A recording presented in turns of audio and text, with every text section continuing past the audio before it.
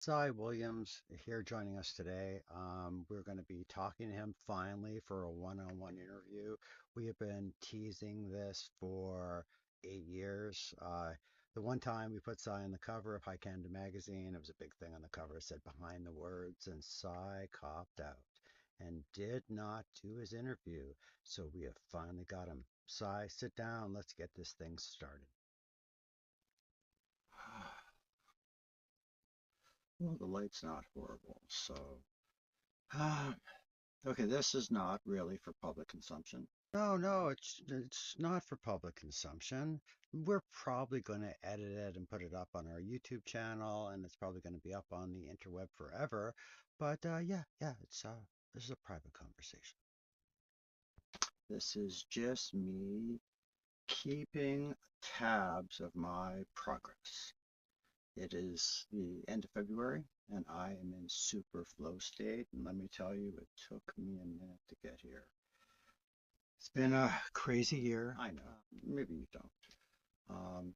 Couple crazy couple of years actually, and I'm at the end of an era with High Canada magazine. I'm closing out my sole purpose for the last 10 years was to put out 100 issues, 10 years of cannabis information, education, advocacy, hold up the entrepreneurs and the people behind the plant.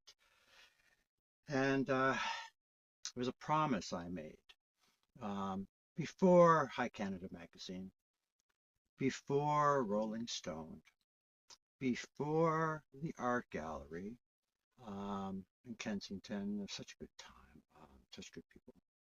Um, just before that, I fell pretty hard in my 30s. And, there's a lot of addiction out there these days, more than ever. And so many people are battling their demons and dipping into harder drugs. And fentanyl is super addictive and super out there. And Coke is super back with a vengeance since the end of COVID. And what about more positive drugs, Cy? Psychedelics have taken off way more than I anticipated, so I'm very grateful for that. Did a lot of advocacy and fighting for psychedelics with Psychedelic Canada magazine, and there's a huge network out there. You know what I didn't like about the psychedelic space and what made me pull away was that I started to see the same sort of corporate raiders, actually some identical corporate raiders, who were there in the early days of cannabis legalization, who are totally profits over people. Although they may not say they're profits over people, they may act like they're helping and they're being these um, big people who are doing things to help people with psychedelics, but they're not. And they wear a mask, and they're the same pirates I was seeing. And I started to see all this bad behavior in this sector that I was so excited about. And I still believe firmly in the power of psychedelics, and I could fill a whole fucking hour video with what I like about each one and what kind of benefits to society we've been seeing over the last couple of years, and the scientific breakthroughs, and the research studies, and the sheer amount of written material that is now available, and the education that has gone on. Mind you, we're still a little ways away on that. But I started to see all the same behaviors, and then I saw an added bad that really bothered me. The rise of dark shamanism around the world, where people use psychedelics to take advantage of other people, and they present as shamans or holy people, or they present in a way that they're helping you, but they're not providing a safe space. They're not providing instruction beforehand, or guidance, or integration, assistance with integration afterwards, and they're You know, you have a dark shaman if they're dropping off your ayahuasca at your hotel room and telling you, maybe blessing you at the door of your room, or some of these ibogaine treatment centers that can address opioid addiction, and it really has shown that ibogaine or iboga is very helpful with resetting one's opioid receptors. And if you're a oxy addict or a Dilaudid addict or a morphine addict or maybe even a heroin addict, let me tell you, having those receptors reset and not feeling like you need that drug, um, is people will go off to, like, there'll be so many more clean people who could turn their back on those substances, but no, places like the uh, the deal with Iboga and Ibogaine have turned them into multi-billion, obviously billion, multi-million dollar enterprises with treatment centers and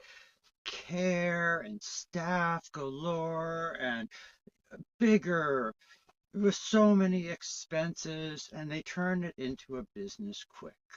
And they charge like a lot of money for this treatment. Like it's unaffordable for, I would say, 95% of the population.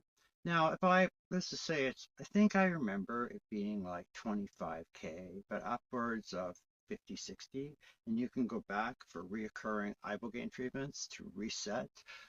So um, it's not affordable, and it's really only meant for the elite. And what the elite have been using these ibogaine treatment centers is they do no integration, or they do some sort of mild form of psychedelic assisted therapy. Um, they do their psychedelic experiences observed, which is I find so fascinating because I've done the bulk of my psychedelic experiences alone, self-exploration, and maybe 28%, the remainder, um, uh, with like people I believed were teaching me the way of that psychedelic, be it DMT. I've had some beautifully led DMT experiences by a DMT practitioner out in Chilliwack, BC, and let me tell you, changed my life. I also enjoy doing psychedelics with others and talking about integrating our experiences after we get off the trip. So if you done psilocybin with me, I'm sure I've had that chat with you, or any of the big uh, psychedelic drugs.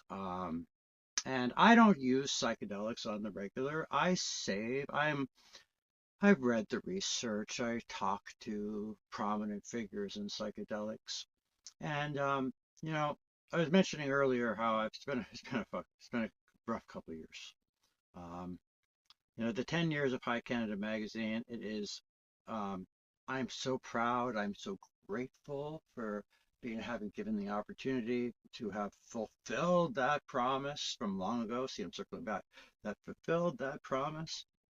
And that promise, I was doing really badly at that time, really badly. It's common record that I have a criminal record and not for cannabis. I I lost my temper. I assaulted somebody. I pleaded guilty. I did my time. I served my time. I served my my punishment, and I was released. Um, and when I got out, I struggled. I was Once you've lost your temper to such a degree, um, you have to deal with the ramifications, and I've had to deal with those ramifications my entire life since then. Um, I knew the person, and it's even worse on me that I could still not control my anger. As an older man, I look at my younger self and I laugh. But for me, I use psychedelics to integrate and to heal. They bring me peace. They bring me deep introspection.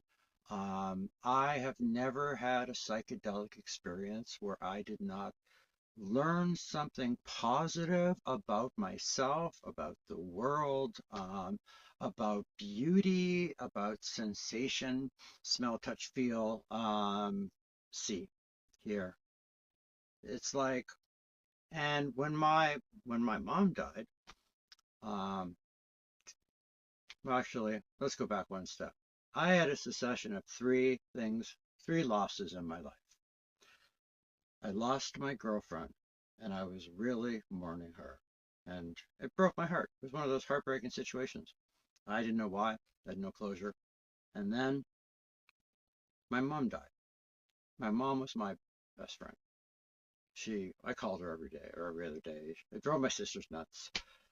And I worked really hard at rebuilding an adult relationship with my mom because we didn't really get along when I was a teenager, and I moved out pretty early. But my mom and I worked on having a great adult relationship.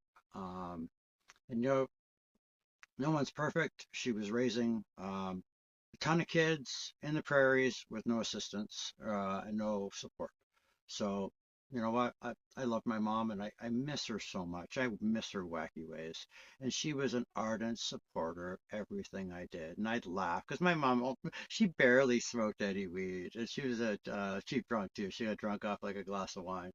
And she always liked my first couple of years of High Canada. She would like everything. The psychedelic stuff, she liked this. To see her like so engaged in what I was doing, and we'd talk. And I have a bunch of sisters. I'm one of nine. I have six sisters, and two lived in the same town as my mom, the same area, uh, and a couple hours drive away. My little sister, furthest away in Sudbury. Um, and then, so I lost my girl, lost my mom. I was experiencing super grief. Super grief. I wasn't prepared for that. I got to be there with her. I got to hold her hand, and I'd never, ever, ever seen another person die before. The, my mom broke my heart, but I was there. Glad I was there for her. So glad I was there for her. And then after my mom died, things kind of shifted for me. And then about 18 months later, my dad died. I got a call from my sister last February. And it's like, Dad's not doing very good. I'm like, Dad's never doing very good. It's been an ongoing joke in my family that my dad was sick or dealing with something for the last 30, 40 years. People I run into I haven't seen in 2 decades will ask me how my dad's health was. And because he was always fighting something. My dad made it to 92. So it was like he fought everything.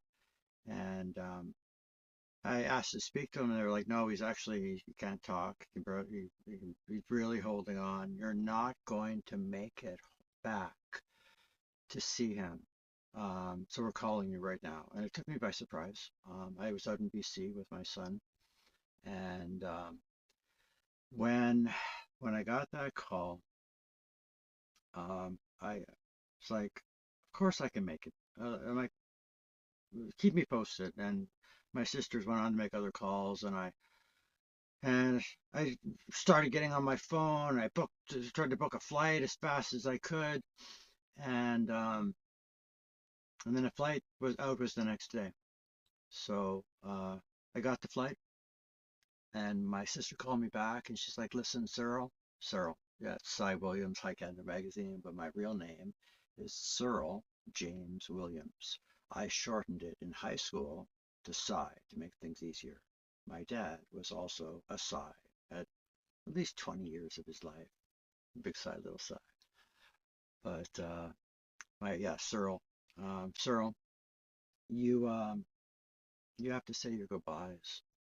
He's not going to be able to talk to you, but you got to say your goodbyes. So they put my father on the phone. My sister held up the phone to his ear, and I told him that I loved him and that I was proud of him and that he was the best father that I could possibly ever imagine because he was. My dad and I were We buddies since I can remember. He would wake me up in the middle of the night to watch Planet of the Apes movies with me. He taught me what it was to be a man. He was a veteran. He fought in Korea. He was proud. He was strong. He had a strong moral compass. And he and I looked after my sisters. There's a lot of guys out there in the world. And my dad and I were tight. We played chess every opportunity. When I was a kid and I wanted to go out and play with my friends, my father would say, "No, Cyril, let's play 3 games. We have dinner at 5, dinner's over by 5:30. So you play me 3 games. If you win the first game and the second game, you can go play with your friends." So we'd play. And I used to be the worst chess player when I was like, I don't know, I was a kid, so I was just learning the game. But my dad and I played 3 games every night after dinner at every meal we ever had together. I taught my children chess. I have played countless games. I love the game. I love the nuances. I love the strategizing. I love that you can tell so much about a person by their chess game. And that is always astounding to me. So I told him that we get a chance to play chess again one day soon. You know, my dad served in Korea and he was really dealt with the trauma of that and he had a lot of guilt. And he was always telling me, just joking, half joking, not joking, that he was going to hell because of what happened in Korea. He was worried about his immortal soul. I told him that he did what he had to do to stay alive. God forgave him. I forgave him. To just let it go. You're not going to hell, Dad. I think if I could hear him smile, I imagined him smile, and that quirky smile of his, and he'd be like, "You're full of shit, son," he would tell me. And I'd be like, "Dad, you're running, I'll see you in heaven. We'll play that game of chess. I love you. And if you have to go, go." And I was full on tears, a giant lump in my throat. Like he didn't make a sound. I couldn't even hear him breathe. My sister took the phone back and she was crying. And she told me she'd talk to me later and keep me posted. And then about 7:30 that evening, a couple hours later, at least 3 hours later, I got the call that my dad had died. And that hurt me. That hurt me so much. More than anything else has hurt me. My mom, the loss of my mom hurt me. I experienced heartbreak in my last relationship, and that hurt me. But my dad, my last parent, he had bounced back after my mom died. He was doing great. His health had come back. He was happy, spending more time as a grandpa, not being sick all the time. Um, I never got to say goodbye. Not really. I miss him. I miss his sense of humor. I miss him and my mom at the kitchen table and us drinking countless cups of instant coffee and smoking our freaking brains out because I picked up my smoking from my mom and dad. Probably one of the reasons I can't quit. Or I actually like smoking. I associate it with all these good memories. So both my parents went fast. So fast. My mom in a matter of within 2 weeks. My dad in a matter of a couple days. And after my dad passed, it broke me. I was in the early 90s of the magazine. Um, I drove back here. I came back here for the funeral. I saw him. I attended the funeral. I spoke at the funeral. I comforted my sisters. I made peace with the sisters that I was estranged from. over stuff at my mom's when my mom passed, and I went back to BC, and I found a way. Our mutual friend of mine, a good friend of mine, actually a very dear friend of mine, Carly. She had been helping us out. We've been staying, renting a trailer off her while we got situated. Um, After a little bit of a cataclysm, and Carly and I were speaking and talking. I was like, "Oh, I just wanna go. Xander's good. That's my son. He's good. He's situated. He's settled. He's working. He's happy. He's got you, and I trust Carly like I would a sister, like a dear sister. She has been so good to me, and I've had her back, and I'm so proud of how hard she fights for what's right and for people. And I have seen behind the scenes how much this woman gives, gives, gives. And you know what? I've got this issue 100 coming up in which I call out my heroes. I don't have any owners. Nobody tells me what to say or do or anything. And Carly is definitely one of my heroes because she is a fighter. And without people like Carly, Carly leading the charge and persevering and picking up lost knowledge or knowledge that was about to disappear and learning that and taking it out there into the world. And she helps so many people that can't afford help. That she gives away stuff for free. She consults her, and she has helped so many people silently under the wall, like just beneath everything else. And she beneath enforcement, because who's going to enforce that kind of compassion? And that was one of the reasons in the early days I got into this, because I'm like, what do you mean you're enforcing against compassion? But I digress. I totally digress there. Um, so Carly and I knew Carly was very close with a fellow in Vancouver who tragically killed himself. He's in the cannabis sector too, and his wife and two dogs. His wife and son were living now. Had moved to Ontario, so they could stay with her mom, and they had two big dogs and a whole bunch of stuff. And these two big dogs were traumatized because they were there when Buddy blew his head off, and they just wanted to be reunited. And there was a GoFundMe, and they raised enough money for um, them to hire a driver to bring the dogs um, from Victoria or Vancouver or just outside of Vancouver to Ontario, to like Toronto. And I got back from my dad's funeral. A couple days later, Carly told me about this, and I volunteered because I love dogs. And so Bailey and the two beautiful big dogs who were indeed traumatized, who Bailey and I just gave them so much love.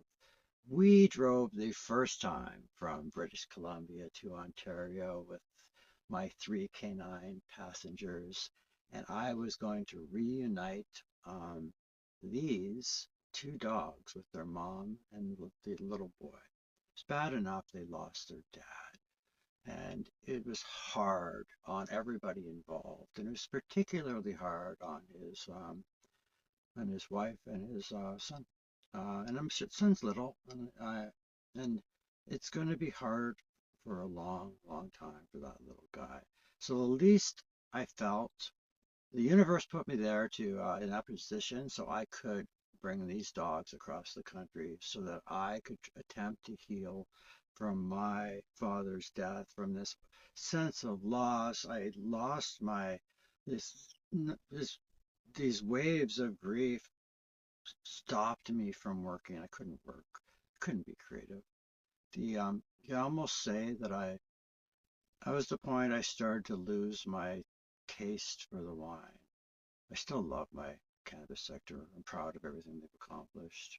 I feel it's in good hands, but it's not stopping my passion. Uh, Grief really opened my eyes, that kind of grief, realizing that I do not have a safety net. I do.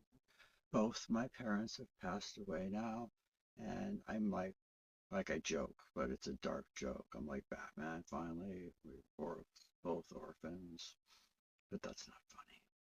It's just dark humor. There's a Wow, point to this that was video. I swear super, to you. super sad. Wow, super sad, man. Yeah, life can be sad sometimes. That's life, right? You just have to accept it. Radical acceptance. It is what it is. So can you elaborate more about the dogs? This bulldog and this giant bulldog and this little French bulldog? They were really big dogs. One really big dog, one French bulldog. It was like the big bulldog from Sylvester and Tweety or Tom and Jerry, and this little Frenchie that was just so lovely and so beautiful. And but they were both so sad. So they were dealing with grief. I was dealing with grief. Um, the GoFundMe paid for the vehicle. My driver's license is great. We packed up. We hit the road. We had an amazing time, and we showered each other and Bailey as well, who came with me on this adventure. My little 10-year-old Karen Terrier, who, if you know, watch my social, you know, not that anybody's watching this, but if you did watch my social media feed, you'll see that Bailey figures prominently and has been the High Canada mascot for quite some time. She's been there since the beginning. My longest, uh, my longest High Canada member, other than me, and we slept near rivers. We visited great parks. We peed at the Manitoba Ontario border, and I believe also the Alberta Saskatchewan border. You know, that place you stop and pull over. We had lots of great adventures, and then I finally I was pushing it because we only rented the car for like I think 4 or 5 days, and it really takes 5 days safely to do that trip. 4 days if you're in a hurry, you'll drive late and you're good at night and you don't mind driving long bursts overnight. You can make it in less. Absolutely. But you're taking safety into consideration. And it's widely known that I'm a bad driver and I'm a grandma driver, which means I am slow and steady wins the race for me unless I get excited and then I speed. And I try not to do that. But I digress. Um, had to push it because we only had the rental for a certain time. It had to be dropped off at the airport by a certain time, and we had only raised a certain amount of money, and a lot of it went towards gas on the trip because it's a lot of gas. That's 4,000 kilometers, and about arranged with the mom that she would drive in and meet me, like Tim Hortons close to them, and we'd do the dog exchange. And I was bursting to get there. My ETA was like 5:30 in the morning or 5:15 in the morning. I pulled into my sister's in Sudbury at about 3 a.m., took all three dogs into her place, let them stretch their legs, and like it disrupted her night in a way that was very typical of her big brother Cyril. And and then we got back on the road and we met them in Northern Ontario, cottage country. And about 15 minutes about 15 minutes before I arrived at my destination, the two big dogs, they started to vibrate and get excited. And I hadn't really been talking about it on the phone, maybe a little bit, but they had no idea that where they were going. No idea that I thought they had. And they their mood lifted. I made them drive all night. They were great driving companions, the three of them. But they had also been sad, and when they dreamt, they had nightmares more often than not. But I started to see them get a little happier and excited. And the big guy's just looking at the window like he knows. The little French bulldog's bopping around the back seat, bopping into the front. We pull into the Tim Hortons, and I see the description of her. I pull up, and she comes out, and I let the dogs out. And have you ever seen dogs and people cry? They are so happy to see each other.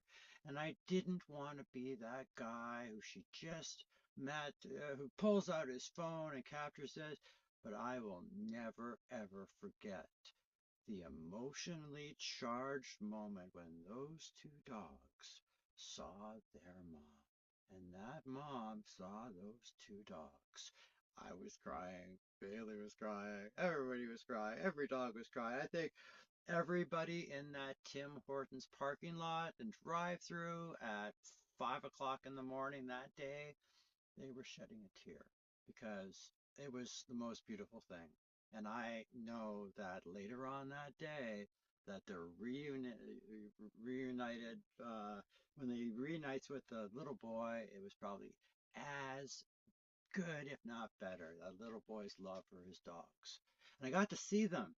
And they're few months later after that, and they were doing great, and they were healing, and everybody was slowly healing. Okay, this is fascinating. What happened next? You're in Ontario, you've dropped the dogs off, you return the rental.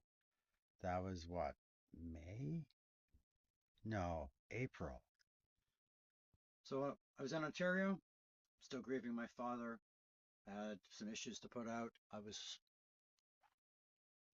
a month or two behind on every issue during this period and needing longer and longer to put myself into that flow state that I need, that I've always done for the creative work that's involved in magazine publication and editing, and pulling together all the contributors' pieces and staying on top of everything, and then producing a coherent, aesthetically pleasing magazine. And uh, and I knew during this time I've been shutting my magazine down. Fulfilled that promise. And I'll get to that at the end. And I was, I've been grieving. I've been grieving so much the loss of my business. For all High Canada Magazine did to change the laws in Canada, to educate people about all sorts of plant medicine, to I would hope that I know personally that High Canada Magazine as a platform has elevated more people than I ever thought possible to be elevated, to elevate their voices, their stories, their experiences, their miracles, and their entrepreneurial successes, their entrepreneurial spirit, the medical, spiritual, and fit and health and wellness side of what we do. And I loved it. I loved it. But now I'm closing that down, and that is also grief. And it took me. I put out my last. I gave because my last issue featured my old friend Clint Young. You might remember from his MMJ Canada days. He approached me. He's doing big things for Charlie. I've been following Charlie's. He's definitely one of those people whose career I follow, and I follow the cannabis sector like people follow professional baseball, football, hockey, except there are way more teams and more intricacies involved. I'm a collector. I'm a comic book collector, and I collect information and knowledge. This is a big part of who I am. So I look at the cannabis sector, and it's always like I see patterns, I see groups, dynamics, I see the provinces, I see how different every region treats cannabis culture. I see the intricacies after doing it 12 years of cultivation, irrigation, HVAC, proper airflow, the importance of lighting, how I old school versus LED. What happens when you use LEDs and you start to lose heat because your old lights are also generating great heat for you. LEDs don't do that. Forget living soil. That's a big one I've too. learned about biostimulants and nutrient programs and different types of grow, and I've spoken to probably 200 cultivators, and I've spoken to some of what our Canadian cannabis sector considers to be some of the best growers, processors, extractors in the sector. And it's always, I love weed, don't get me wrong. And no beef with weed. I haven't lost my taste for weed as much as I've lost my taste for the wine.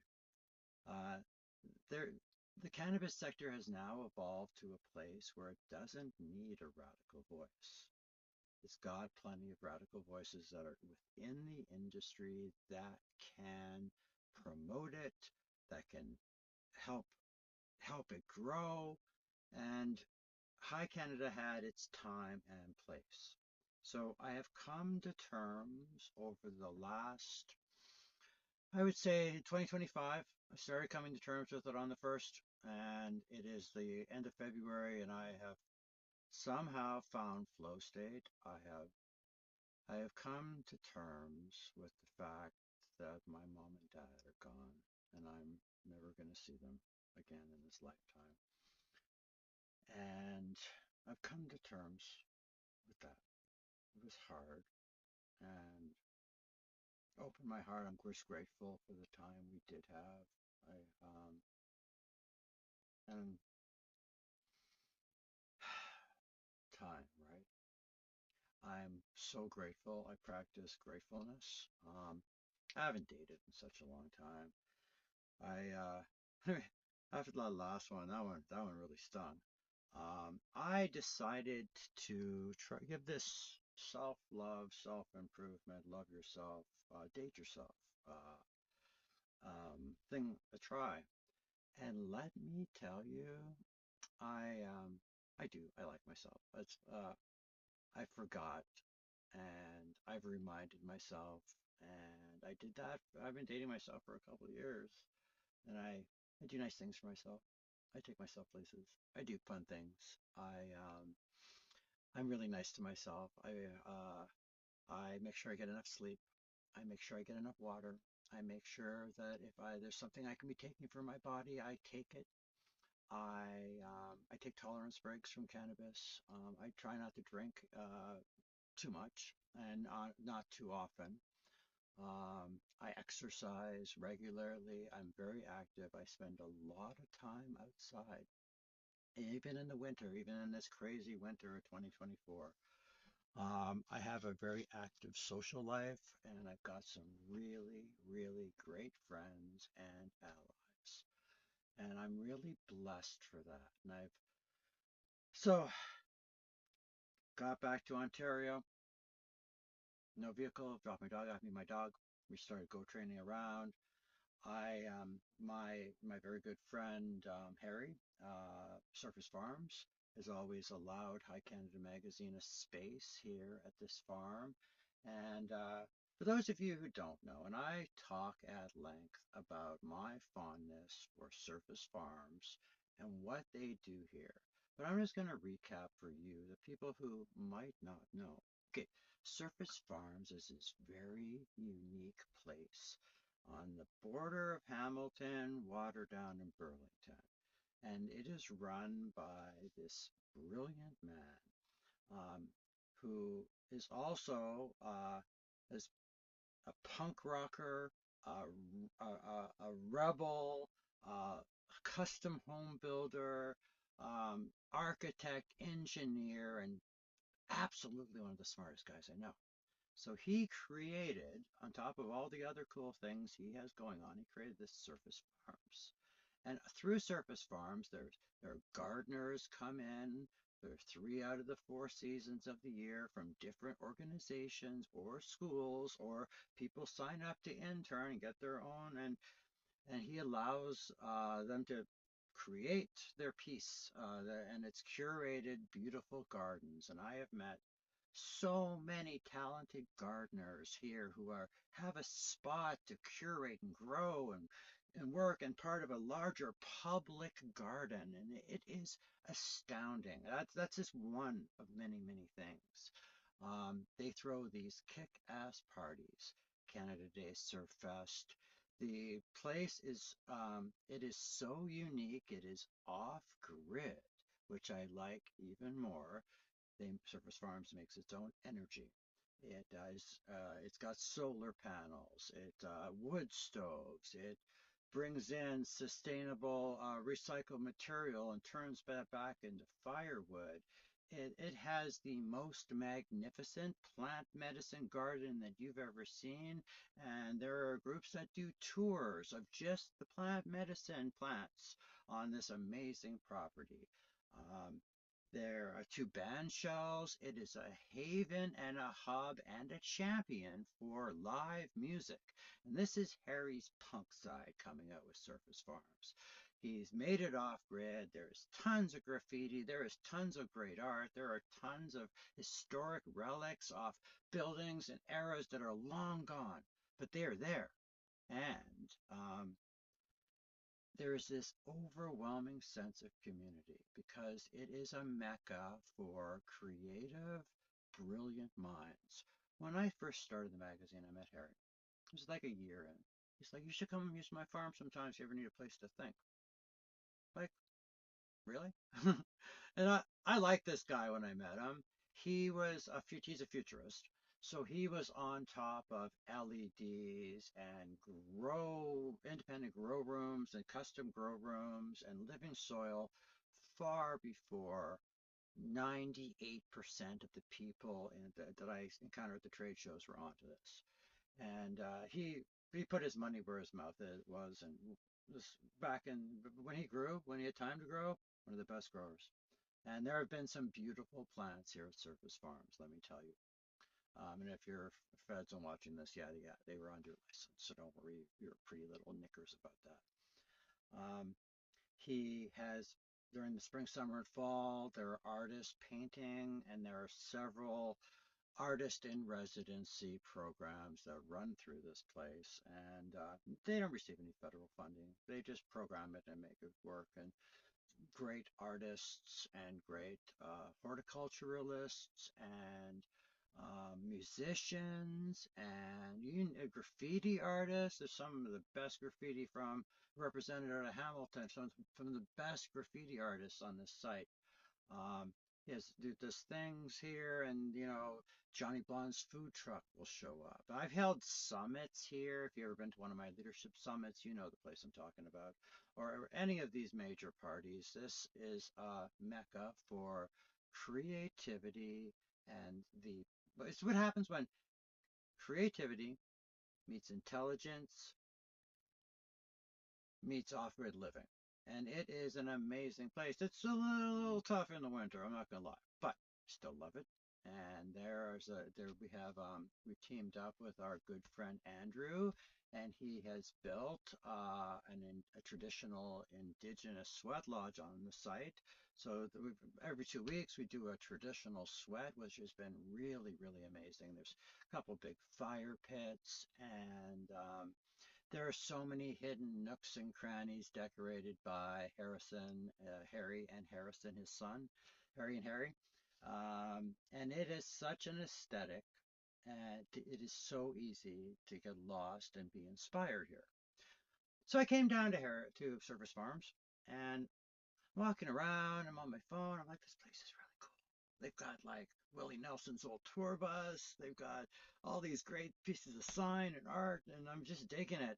And I turn the corner, and don't I run into somebody else from the cannabis sector? It's one of the cherries, and gee God is all I have to say. And I'm like, Terry, what do you? And he's like, Cy. I'm like, I'm like, oh, you're doing what I'm doing. I'm walking around on my phone enjoying the nature. And he's like, yeah, man, I've been using this place for a long time. Now, T-Line is a brilliant businessman, a brilliant tactician, super creative mind, definitely thinks outside the box. And I started seeing him every once in a while. And then pretty much every single person that I met was creative and brilliant.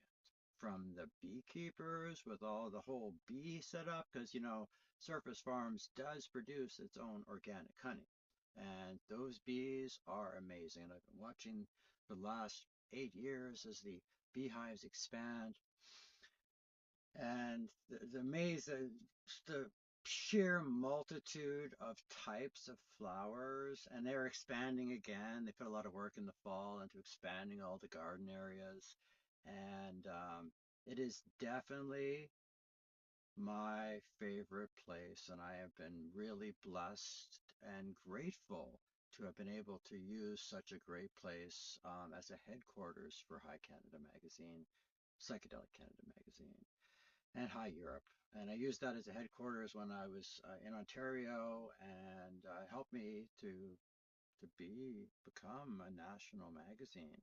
And Harry's guidance over the years has been invaluable, whether it be psychedelics, cannabis, cultivation, engineering, HVAC, or any major question like that. I usually go to him. And I've always depended on my team of experts, because I'm just a man, and I have a BA, and I have life experience, and I read. But I depend on people for knowledge, and my contributors have always reflected what I thought were some of the most brilliant people. Tammy Stanhope, my left hand when it comes to the cannabis sector, the High Canada magazine. Um, Tammy came on board when we switched from the small format to the big format, probably what, say 5, 6 years ago. And I traditionally had a hard time keeping staff in Hamilton. And then this chick shows up, Tammy, and she's got a girl gang, and they are doing some great things, and they are making great strides, and their stuff is phenomenal and well loved. We're talking legacy days. And they were running events, and they were engaging, building community, supporting local smaller cultivators, and really involved in the indigenous sovereign scene. I was like, holy crow, I met her, we talked for a while, we vibed, and I immediately wanted to see if she was interested in, the magazine.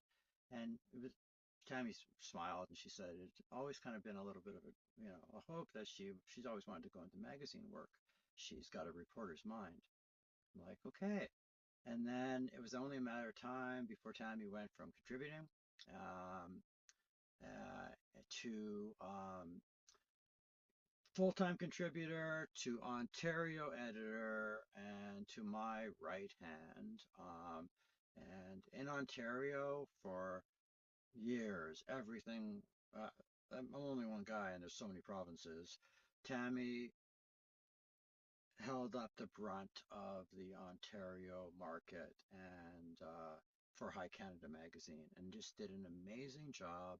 She tied in in an amazing way to the Indigenous Cannabis Cup held out in Tyendinaga, and we were able to build these most magnificent bonds with so many great people out in that territory, and Oka, and it really kind of started our great relationship we have with so many Indigenous people and tribes across Canada.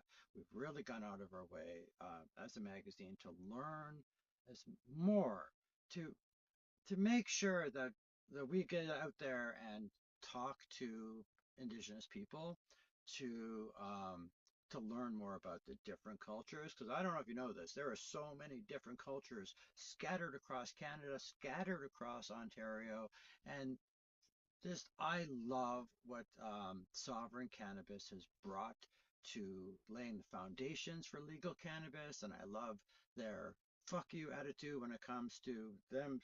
They their own power to be a sovereign group within Canada, and I've always loved that. Um, those of you who might not know, you probably nobody knows. Um, Elijah Harper was one of my favorite activists, and I loved him back in the day. Reach Lake Accord is probably a little old for most of you, but I love the name so much that when my first son, we're tossing around names, I'm like, how do you feel about Elijah?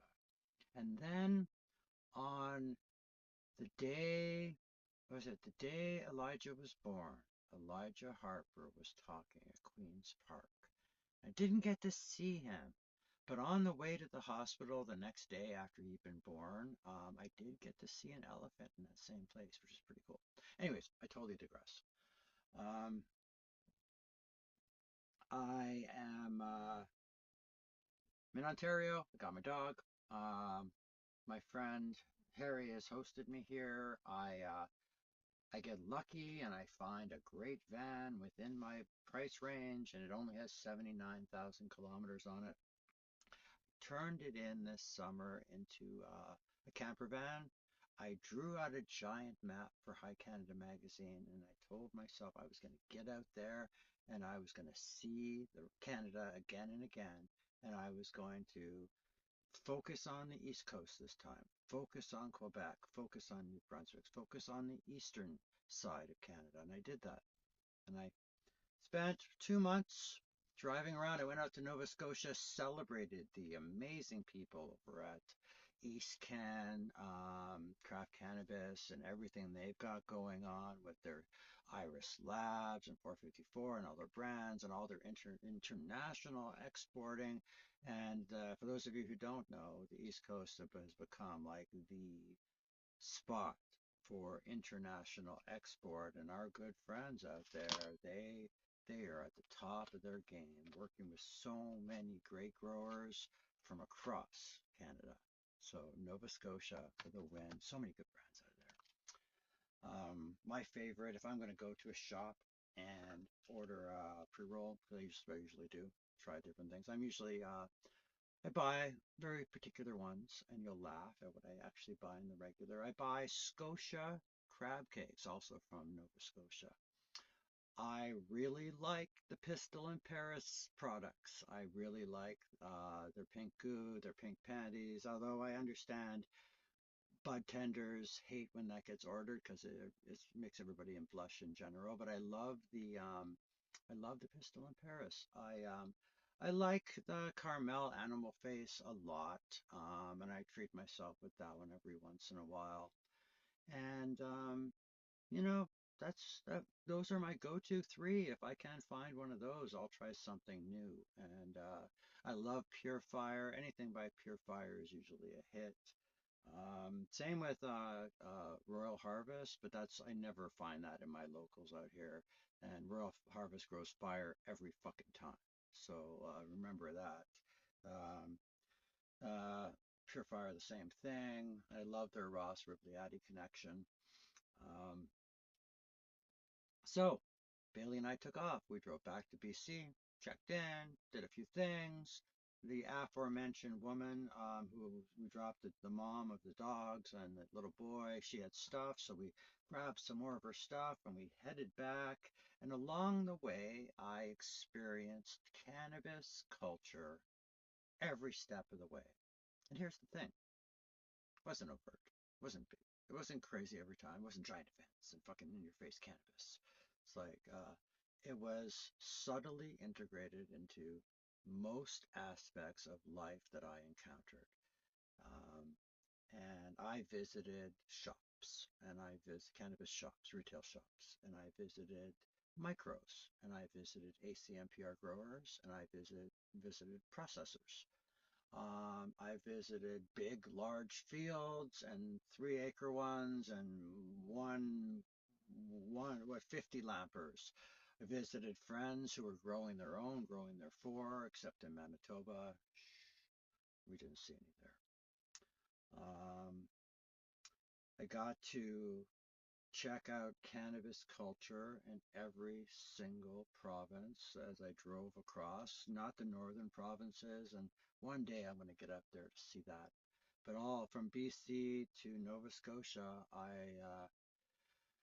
I experienced amazing cannabis culture. And along the way, I started to heal from my death of my dad, from knowing, and even though I was busying myself gathering all this amazing content, the back of my head, I was sad and I was isolating myself from my friends and my family by putting myself on a year-long road trip where I was hard to reach and it caused constant delays and issues with the team because nobody knew where I was half the time and but I needed to take that time and to have those experiences and spend some time on my own with my lovely little furry dog, figure shit out. You know, wasn't what I expected. The turnout, the end. I I've learned many lessons. I never really did High Canada magazine for the money because after legalization they slit my throat and slit most marketers' throat, media makers' throats, and made it very made people the advertisers very hesitant to advertise with risk of getting a tick or a monetary fine or something, some some bad burnish on their OCS file or something. So there's always been this like skepticism because Bill Blair said he was going to come in hard and really squeeze and then he was going to release. And that's exactly what he did. He told us what he was going to do right at the beginning. So not that I'm surprised, I'm surprised. We're just now like seeing some marketing restrictions being lifted. And I am amazed that I haven't gotten in more trouble over the last 10 years of publishing High Canada magazine.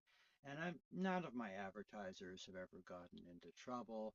We've had long discussions. We always figure out a way to work within the regulations, even though the regulations are pretty stupid. And, um, you know, watching sovereign cannabis and other black market cannabis spend a fortune on superb packaging and knowing that the US markets use superb, beautiful packaging and being a graphic designer and appreciating branding and marketing, it's amazing what Canada has done with its brands, and they really weren't given a lot of opportunities.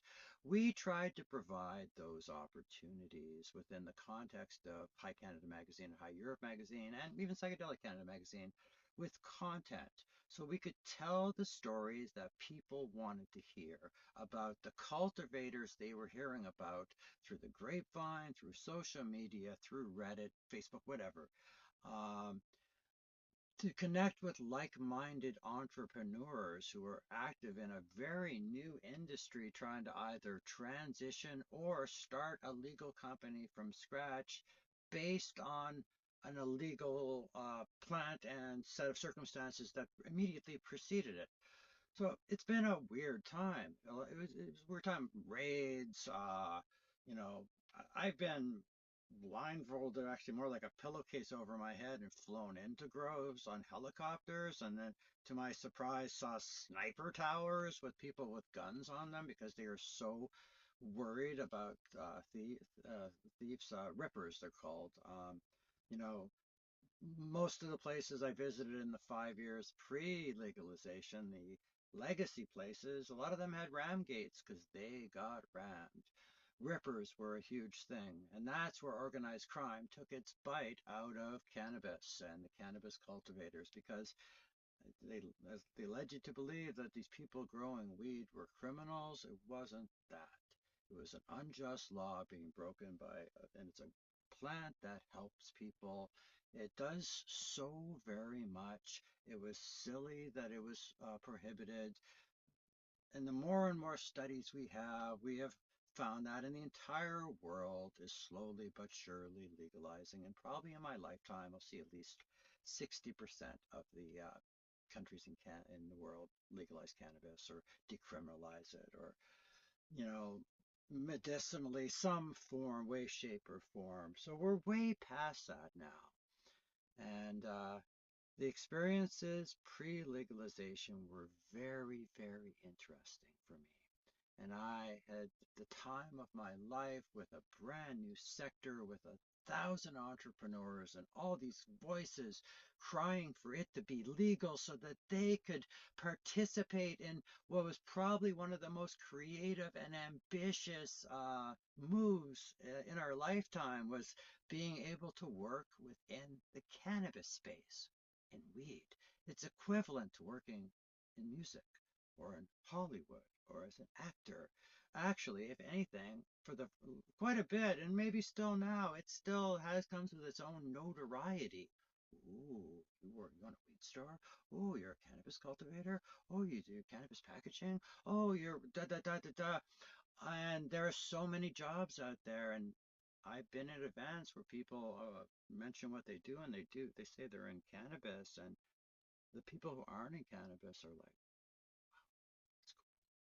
like they would say if you say, "Oh yeah, I'm in like a Bollywood movie, or I'm in a musical in Las Vegas," or like it's got that kind of respect that we earned from operating in the shadows. And it's like protection, back in the day, protection money and rippers and law enforcement, and the farmers weren't criminals. They were just trying to grow what they were meant to grow. And it's unfortunate that criminal elements took advantage of that, and that law enforcement took advantage of that. That government took advantage of that. And Canada, you're doing piss poor when it comes to cannabis related charges and pardons. Disgusting. And look at US, and they're leaps and bounds ahead of where Canada is when it comes to getting rid of those charges for cannabis possession. So, like, there are people still in jail for possessing a pound of weed, or an eighth of weed, or half a weed, a half a pound of weed. Think about that. In Canada, and they have not all got their pardons. And the last time I looked, it was so disgusted. It was like high 80s. Seriously, high 80s. Can you believe that fucking shit? High 80s. No, no. Canada, do better. Stop micromanaging the sector. It has grown up. Pardon all the people who have picked up cannabis related charges. Take your bylaw budgets and your enforcement budgets and put them towards fentanyl, street drugs, crystal methamphetamine, and the human trafficking, number one problem in Canada today. Put it towards something that is going to help Canadians, and leave this legalized plant and industry and sector grow like every other sector. Okay? Take down the window coverings, lift off all those restrictions, turn all the cultivators over into agriculture like every other produce or anything else is. Acknowledge the studies, the revenue it has brought in, and take a deep, dark look at that money that you have earned from taxes, provincially and federally. Look at the billions of dollars you have made and they're sitting on and not spent on the Canadian people. Where's that money? What, I saw you peel off $31 million for enforcement last year, maybe another 30 million here, a little bit here, a little bit there. But there is a giant war chest in Canada, and it is made up of cannabis tax. And if you know where they've been using it, let me know, okay? Because I'm very keenly watching to see what they're going to spend it on. They could spend $100 million on law enforcement when they were going after the indigenous sovereign shops off territory and black market shops.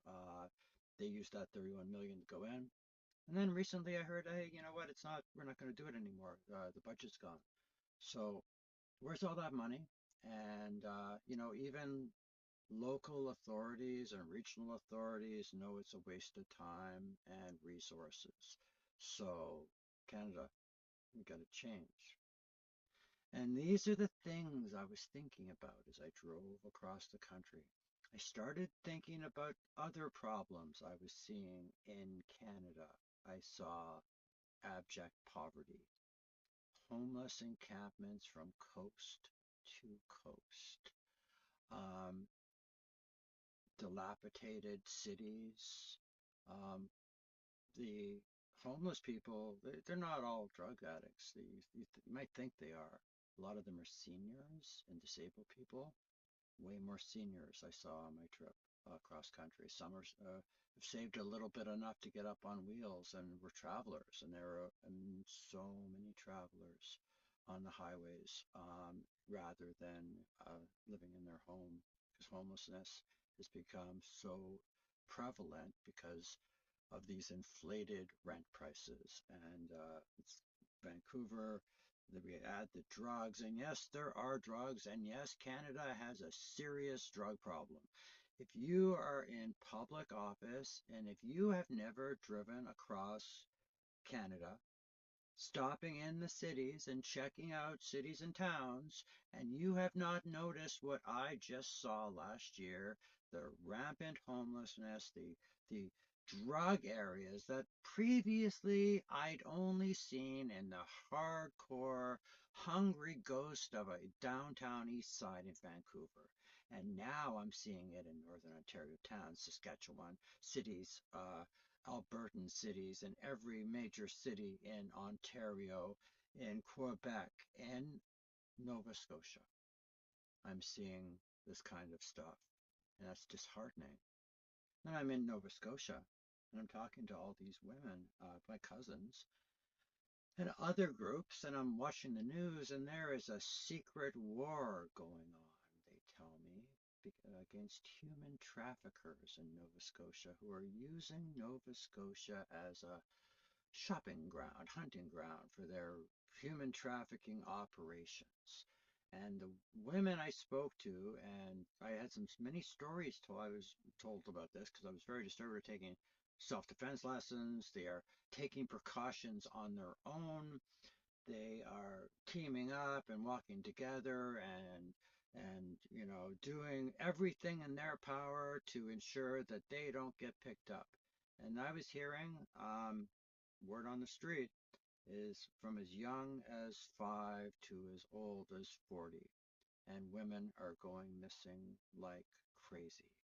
And then I was at a gas station and I pulled in with my gray 2000 van and no windows in the back. I went to get some gas, and three guys came over to me, and they were a little aggressive. And they saw the van. They saw I was from Ontario. They wanted to talk for a couple minutes. So I talked to them.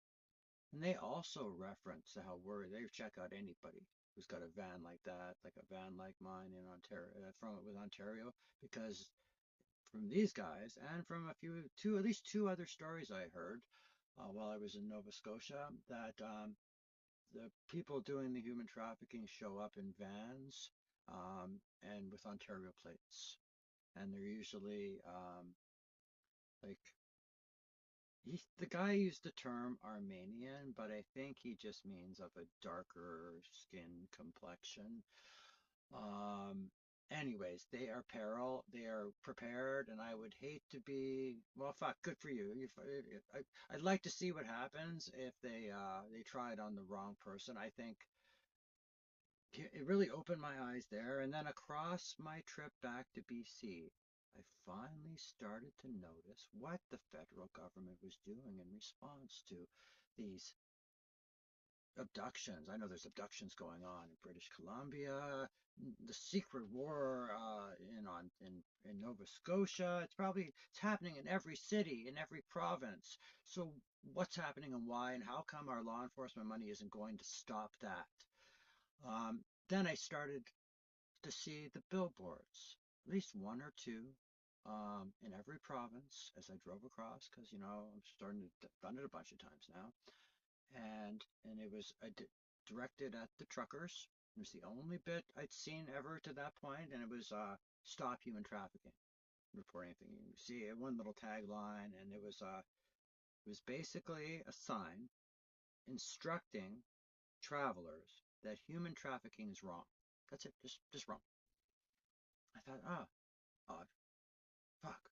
And then I was driving from Ontario to Manitoba. I saw it in Ontario up north twice, maybe. I think I saw no nukes here, no more times than I saw the human trafficking signs on the highway out to Manitoba. Saw it again in Manitoba, around the border area. Truck stop, truck where you pull over in truck weighing stations. So I saw maybe two more, Ontario and Saskatchewan. Mind you, I'm going west. And then I saw maybe two more, maybe three before I got through Alberta and into Salmo, British Columbia, which is the interior. And I noted it. I'm like, wow. So there's federal government posters or billboards, big billboards, and those ones and the don't bring water from another province into our province before stopping in this inspection center because there's stuff that we don't want to travel between provinces. So I saw those two types of signs almost as often as I saw each of them. And on the way back, I noted the same thing on the other side of the road, about the same amount, maybe saw nine total from Victoria um, to Toronto, Ontario, and I saw probably six, another six from Toronto to Nova Scotia, um, and that's not nearly enough. I've seen a truck with like a transport truck, who it seems like that's the message being directed, like towards there's a lot of transports on these highways, traveling cross country, long haul truckers, and I've seen one truck that also had a human trafficking is wrong campaign on it. It happened pretty fast, so I didn't get a chance to read all the extra details.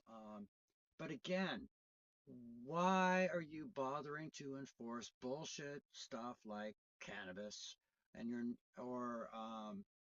know enforcing unjust laws just like that, like rent evictions and minor stuff? And why aren't you going after the people who are harming Canadians? And a billboard campaign across Canada might look good on paper. It may look great. You may really fluff it out on paper. But as a Canadian who has traveled coast to coast, um, three and a half times over the last year, let me tell you, you are not doing nearly enough, and people are scared. Canadians are scared, and our current news outlets do not allow us to exchange information, and nobody knows. Because nobody's reporting on this. Nobody's getting out to Nova Scotia, to Halifax, to Dartmouth to talk to people and say, hey, this is right? This guy said that this was happening. Is this right? Because it's happening, and you in Canada need to get on this. So that some stuff I saw in Quebec, the poverty, the homelessness, the addiction. By the time I got back and finished my East Coast issue, I had lost my taste for the wine. There are so many bigger things that I could be talking about, celebrating, informing people, real life things, real truths that are out there. Yes, we have changed the law. I am proud of what we're accomplished. We built a sector, we built an industry, and we have healed countless people through our efforts. But there is a lot more than just the cannabis industry. And I have learned over the last 12 years how to be a reporter, a researcher, how to chase these stories. And those aren't the stories that are appealing to me anymore. I want bigger, better. I want more. I want to talk about it all. I don't want to be pigeonholed by unfair laws um, that pretty much bankrupted High Canada at several points during our legal career. Thanks, Federal Canada, for C45 marketing restrictions. Um, and now, as we approach the end, I have the vision for two more issues. And I'm going to put those two issues out. I'm very proud of the work and thought. And yeah, I've delayed them while I have been healing. And I have made sure that I use that time to fully explore each of the big questions that I am going to focus on in both issue 99, which is pretty much my last big story issue, and then issue 100, and that's our last issue. High Canada will all be done and said, but what about all of these truths? What about my last few years? What have I learned? What have I seen? I've tried to do other things, but the cannabis counterculture, psychedelic counterculture has me shackled. My past has me shackled, so I did my very best to break those shackles and to rethink how I am doing things. And I am going to manifest the biggest manifestation that I have ever manifested in my entire life, the biggest project I have ever taken on. And it's going to incorporate every single skill that I have ever learned, had to learn, forced to learn, failed to learn. I'm going to learn every failure that I have had, every mistake that I have had in building what High Media and High Canada Magazine and everything that we have built to date is going to be put into practice. All the mistakes and lessons learned. And I'm going to open, actually, I'm in a state of flow now. And I've been in a state of flow for good couple of weeks. I have really turned the tide on manifesting Deep Culture magazine last summer when I had my eyes opened to some of the truths around Canada.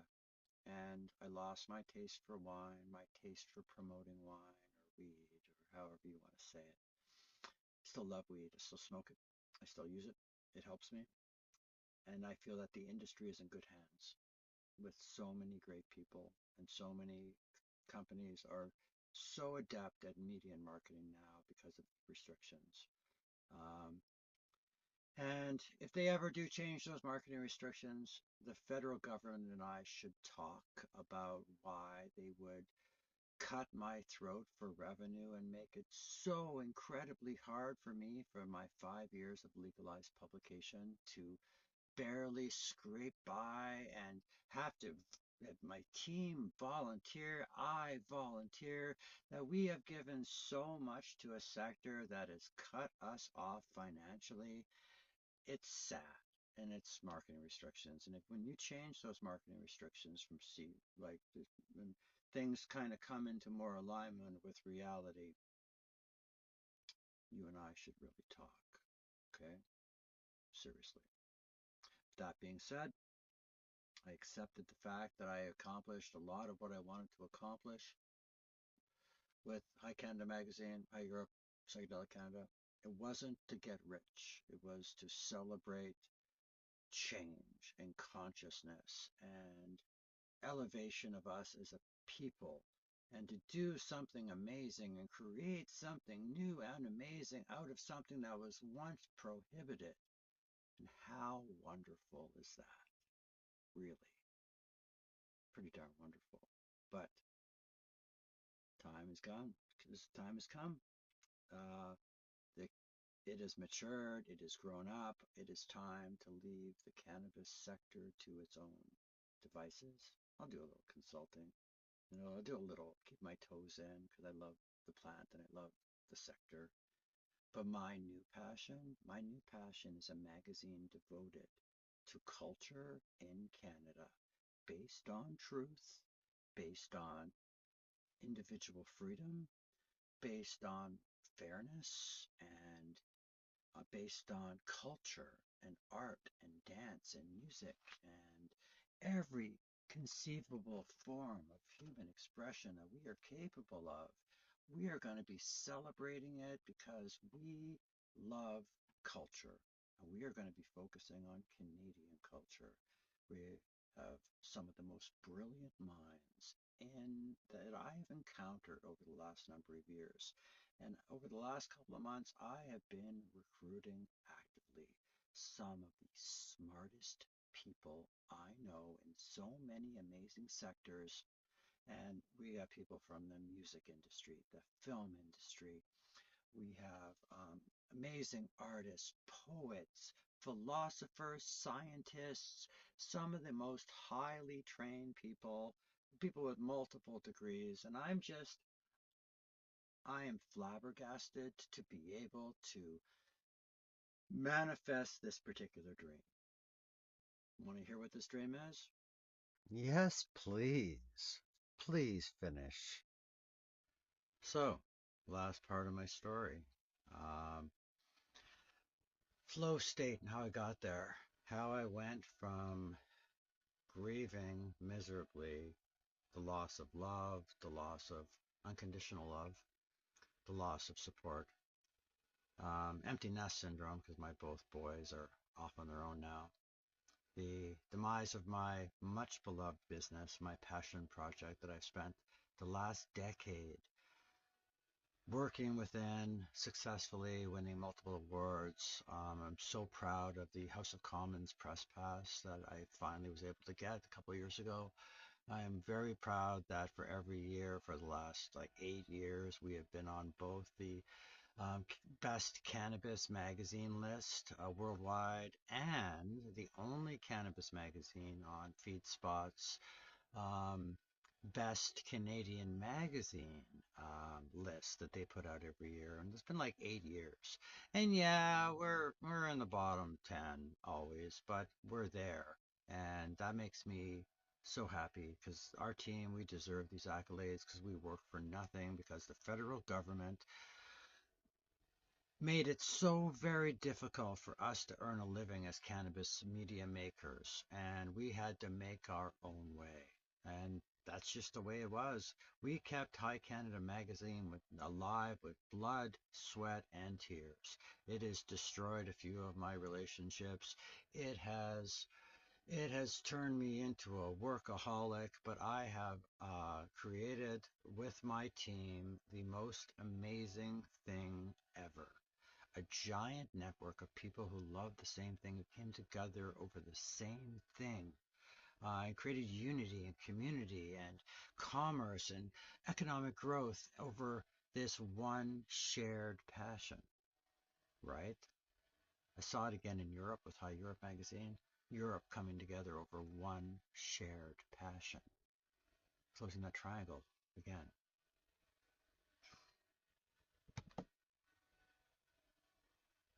Closing the triangle.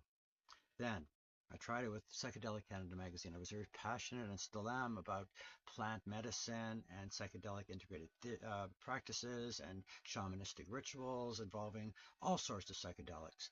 Deep respect for people who have pushed that forward, who've had the bravery to get out there and open these shops and educate people or just expose them to a new way of thinking. And the same thing, I started to see, despite the dark side I talked about in a previous video, I started to see that people coming together over a shared love of something, and this something could change lives, right? And I saw it with DMT, psilocybin, um, peyote, ayahuasca, ibogaine, uh, mescaline, acid, LSD. Did I mention DMT, MDMA, ketamine? And I've seen these giant communities rise up out of the shadows, just like cannabis did, and come together publicly to talk about and celebrate their shared love. And as I drove across Canada, I was overwhelmed by her beauty. I met so many amazing people and had so many great adventures. But like I said, I still saw abject poverty, terrible homelessness in 10 cities from coast to coast, Canada's addiction problem, and it is bad, human trafficking, and major human trafficking concerns, Quebec's, in my opinion, discriminatory law against serving Anglophones within their hospitals and medical systems and government offices. And I understand, yes, there are English speaking centers that Anglophones can go to not be served in French, but you have to be able to get a waiver letter. And hey, when I was in Quebec last, I'd heard there on the radio, CBC of all places, that there there hasn't been a waiver issued in quite some time. And I also heard on the radio, CBC again, that if you happen to be a kindly doctor, nurse, technician, passport officer, attend driver's license counter person, and you take some human empathy and you can speak a little English and you try to assure, say, an older English speaking man or woman or a senior or someone who is absolutely speaks no French, you try to help them, you could get penalized. You do it enough times, you could lose your job. And it's this kind of fear mongering that I'm like, holy crow, there's for all my amazing experiences, for all the beauty and wonder and awesomeness that Canada has to offer coast to coast, there's a dark side. And that's not love. That's not, I'm not seeing any of that stuff happening. And it's not love based like I've just came out of. I just came out of sectors that thought they could do anything because they were united in community through plant medicine and through a common connector.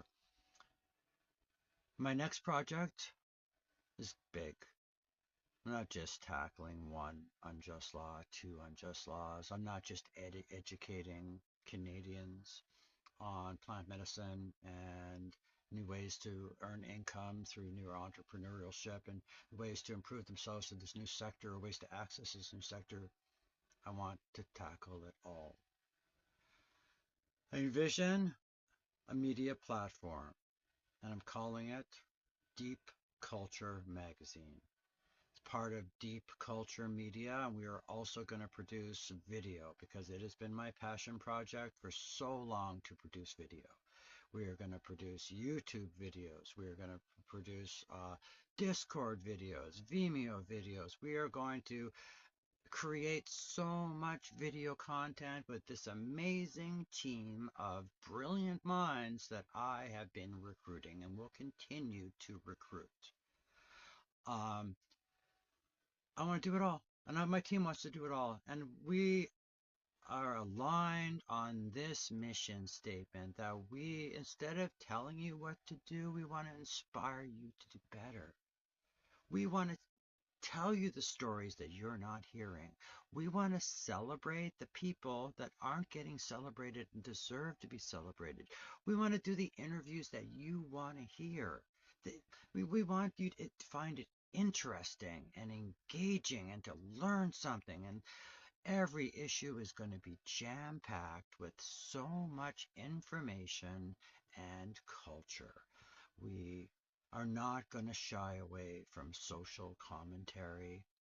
We are going to celebrate all that is beautiful and wonderful and creative in our Canadian landscape with people, places, things, and creations, performances, and everything in between. We are going to support music, live music. We are going to focus on dance and literature and drama and theater and film. But that's not all. That's not what culture is made of. That's just some of the stuff that entertains culture, that keeps us happy, gives us stuff to do, to out, to have a creative outlet. And that's great. We're going to talk about some of our social stuff too. We're going to talk about forgiveness and empathy and expectations. We're going to talk about parenting in this new year, 2025. We're going to talk about what it is to be a man in 2025, and we're going to talk about what it is to be a woman in 2025 with our all women's and all men's issue. We're going to focus on being funny and quintessentially Canadian because Canada is funny as fuck. And we have so much to showcase. And our third issue of Deep Culture Magazine is going to be our all humor issue. Issue number two is going to be our Art of War issue. And let me tell you, are we calling some fuckers out? There has been some bad behavior out there within academic circles and within certain groups in Canada that aren't getting called out by any sort of media. And it's, to be quite frankly, it's horrifying. So we're going to take the opportunity to call out and tell stories and let you make these decisions on your own. Are these people in authority acting for the greater good, or are they acting for themselves and their pocketbook? We are going to look at academic gatekeeping. We are going to look at so many interesting types of science. We're going to dip We're going to dip into faith and believing in God in the year 2025 and what that means to you, Canada. That means a lot to us as well. We are going to include poets and photographers and artists. And just earlier today, I talked to one of the most brilliant oil painters I know, and he has agreed to do one of our covers for us. And that is just beyond awesome. So we culture in Canada, it it ranges, as I saw during my year spent on the road driving around Canada, it ranges from kitchen parties, backyard parties, fires, camping, glamping, RVing, cottaging, condos, big city, little city, medium city, dance, theater, film, music of every sort and every type of music you can possibly imagine. Um, Literature and academia and fitness and health and wellness and things that are important to women and things that are important to men and things that are important to parents and things that are important to Canadians. I am an independent alternative publisher, and I have been publishing counterculture magazines, informing Canadians about unjust things for the last 12 years. But now I want to do everything. I want to focus on everything. I have an amazing team. We have laid out the first 12 issues of Deep Culture magazine. We are preparing our video layouts for a multitude of amazing shows. We are lining up our ducks. We are contacting our allies and interviewing some of the most fascinating people that we can find, telling some of the most fantastic stories that we have, that our team and our reporters and we are putting together. And we are going to do something a little different. This isn't your mama's magazine. This is our time. 2025 Deep Culture Magazine. What do you think? You down? You should come out and join us. We're looking for great people, smart people, people who believe in truth, people who believe in freedom, people who aren't afraid to shake things up. And quite frankly, Canada needs to be shook up. We need to start doing better and we need to be held accountable. Um, Canada, we're going to make some changes around here. Wow, thank you for that interview, Cy. Learned a lot. Make sure you check us out at highcanada.net, where every issue we've ever published is available for free digital download. Can't wait to see what happens with issue 99, your big question issue, and issue 100, the last issue of High Canada.